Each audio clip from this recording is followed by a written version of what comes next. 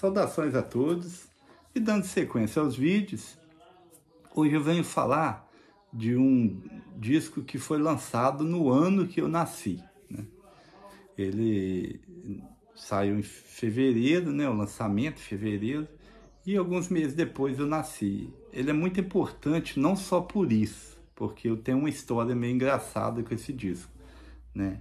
Eu lembro que esse disco eu conheci na casa de um colega meu, né?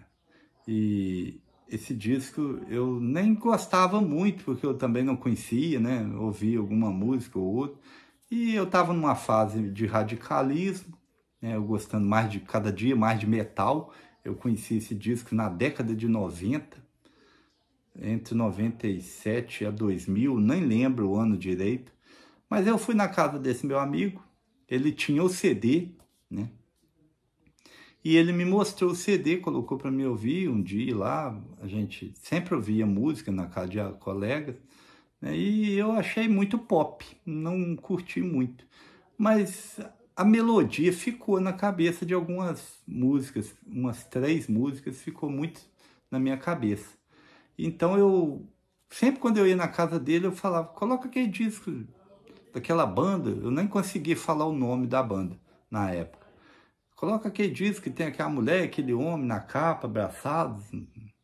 Nem era bem abraçados, né? Aí ele ia lá, qual? Aquele disco da capa branca, que tem um homem, uma mulher. Aí ele, tá. Aí ele falava o nome da banda e ela pegava. Não lembro, nem lembro se ele falava o nome do título do álbum. Ele só colocava o disco pra gente ouvir, né? Ele não era muito apegado também a coleção, essas coisas. Ele tinha.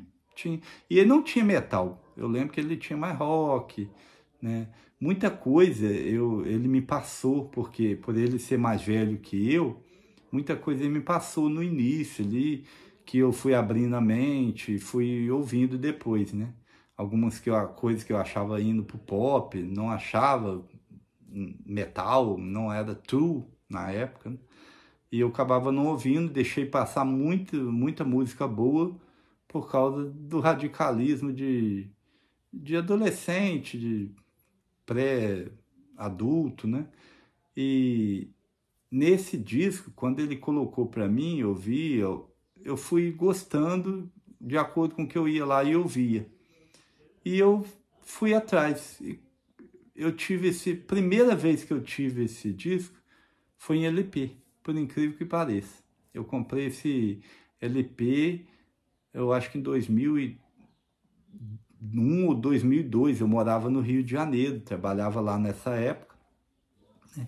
E comprei numa loja de usados lá, que eu não lembro direito se era Sempre Música, em Ipanema, né? Vendia muito CD, tinha vinil, e eu trocava algum que eu não queria com eles. Eu lembro que uma vez eu troquei um LP do King Diamond do Pantera por causa da capa. Eu gostava de Pantera. Eu tinha o CD, mas eu não tinha o LP do King Diamond. Não tinha nem CD desse. Eu estava comprando o LP do King Diamond nessa época, o Abigail, né?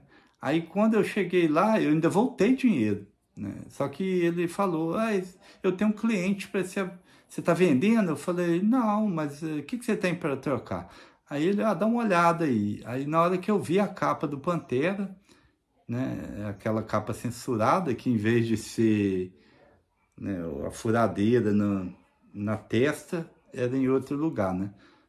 Aí eu acabei comprando, estava numa fase de radicalismo. Mas foi nessa loja, não nesse dia exatamente, nessa loja eu comprei esse LP.